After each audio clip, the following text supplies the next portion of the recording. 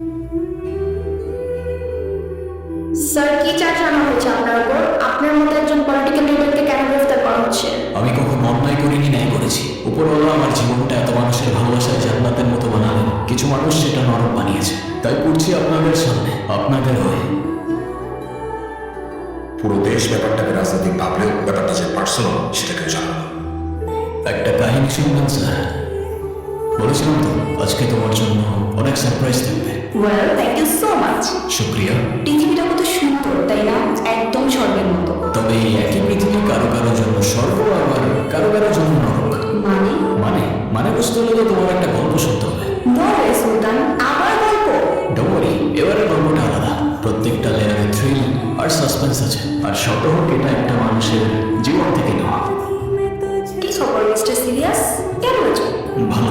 আমাকে জিজ্ঞেস করবে না আমি কেমন আছি? আচ্ছা, ব্যাপার না, চলো ঘুরতে যাই। আরে আমি তো তোমাকে আগেও বলছি আমি ওরকম না। ওরকম না মানে কেমন না? আরে আমি তো তোমাকে সত্যি অনেক ভালোবাসি। আর আমি তো তোমাকে ভালোবাসি না, কতবারই তো বলছি তোমাকে। আমাকে বিরক্ত করো না প্লিজ। আরে তোমার সমস্যা কি? তুমি সবসময় এরকম রোবটের মতো থাকো কেন? কারণ আমার লাইফটা রোবটের মতো, তাই এখন আমি যাই।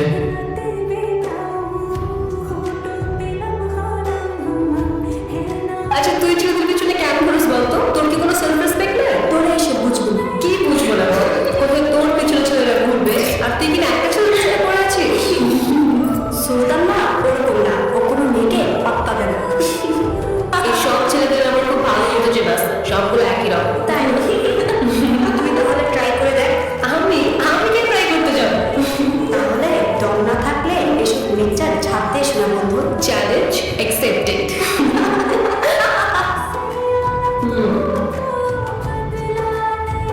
আপনি? আমি Oishee. Thank you. Thank you. Okay, এগুলো ওদের জন্য? হ্যাঁ, আমি তো ওদের প্রতিদিনই খাওয়াই। ইমপ্রেসিভ। আপনি ওদেরকে খাবার খাওয়ান, এটা দেখে আমার খুব ভালো লাগছে। আপনি ভালো মানুষ, আর ভালো মানুষদেরকে গিফট নিন।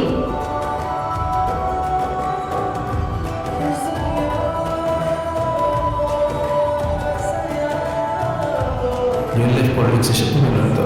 রিয়েল লাইফ পলিটিক্স মানে গোজামিনি তো। হ্যাঁ, সেটা বটে। এই তুমি ওকে কবে থেকে চিনিস? এই গতকাল থেকে। কেন? এটার মধ্যে প্রবলেম আছে শুনছি, ওর থেকে একটু দূরে দূরে থাকিস। আরে দূর, কে বলে তোকে এসব কথা? ও তো ভালোই আছে, অনেক ফ্রেন্ডলি। ওই ফ্রেন্ড পর্যন্তই থাকিস, এর বেশি যাস না। তুইও আমল তাবল বকিস, চল।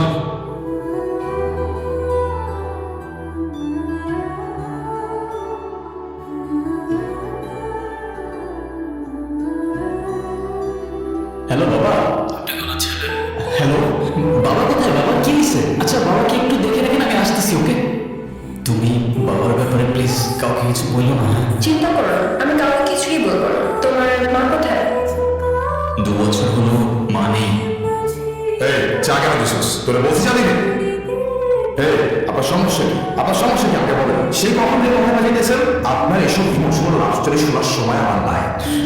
আজ পর্যন্ত কখনো কাউকে ভালোবাসিনি আমি। এখন যখন ভালোবেসে ফেললাম তখন থেকে ওর হাসি, ওর পাশে দাঁড়ানো মানুষগুলো কেন যেন মনে হয় ওরা সবাই আমার জায়গা দখল করে নিচ্ছে। আমি চাই না কেউ ওর এত কাছে যাক, আমি চাই না কেউ ওকে এভাবে ছুঁয়ে দিক। যেন ও শুধু আমার আর শুধু আমারই থাকে। আজকে থেকে তোমার আমার কিছু কথা মেনে চলতে হবে। হোয়াট? তুমি তোমার ওই ফ্রেন্ডসদের সাথে আর মিশতে পারবে না। এক্সকিউজ মি, তুমি বুঝতে পারছো তোমার এই কথাগুলো কত লিম শোনাচ্ছে? ওরা আমার ব্যাচমেট, আর আমার ফ্রেন্ডস থাকতে পারে না? না পারে না, এসব ফ্রেন্ডসের কোনো দরকার নেই। না মানে তুমি বললা হয়ে গেল? কই এতদিন কি তোমার কোনো প্রবলেম হয় না? এতদিন হয় নাই, আজ হচ্ছে। আর যখন আজ হচ্ছে তখন আজকের পর থেকে ওদের সাথে আর কথা বলবো না, ব্যাস। তোমার কি আমার আর কিচ্ছু বলার নাই? কিছুক্ষণ পর আবার কল করবো। ঐশী, তুমি আমার কথা বলে কেন কাল রাতে? কার সাথে কথা বলছো সারা রাত? সুলতান, দিস ইজ টু মাচ। কি শুরু করছো এখানে? Of course this is too much. আমি সারা রাত তোমাকে কল করে যাবো, তুমি একটা রিপ্লাই পর্যন্ত করবো না। কি পাইছো নাকি? কি শুরু করছো তুমি এগুলো? কি শুরু করছি আমি? আমার সারা রাত আমার বাসায়, কিভাবে আমি তোমার কল করবো? আর আমার ফ্যামিলিতে কি চলতেছে তোমার কোনো আইডিয়া আছে? কি চলতেছে তোমার ফ্যামিলিতে? Typical problem.